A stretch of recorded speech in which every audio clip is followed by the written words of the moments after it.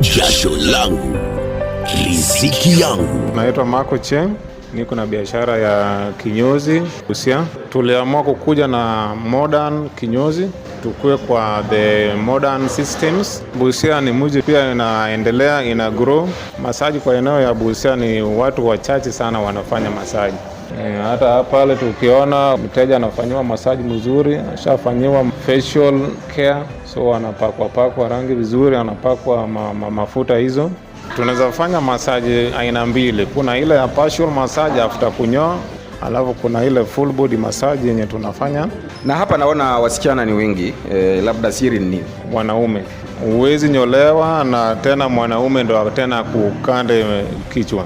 Ndio maana wanaume kama wateja wetu wali prefer tutafute wasichana wenye wanajua kazi, wasichana wenye wanajua kukanda watu vizuri, wasichana wenye wako wasafi. Ndio maana wasichana wako wengi. Wateja ambao wanakuja kwenye eneo hili wanatoka wapi?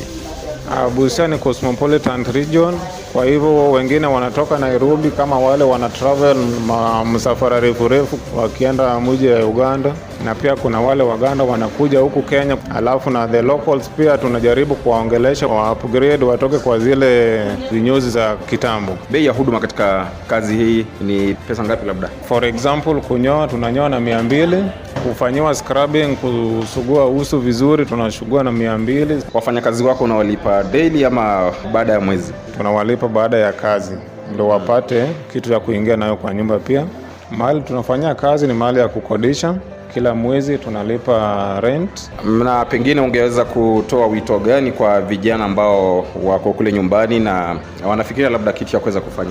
Wajitume, kupata startup capital, wanaanzia tu chini, wakikuja tu polepole. Naam, kwa makala haya Jasho Langu ndani ya Radio 47 nikiwa hapa katika mji huu wa mpakani wa Busia, sina la ziada. Mimi ni Seth Ngero. Jasho langu riziki yangu.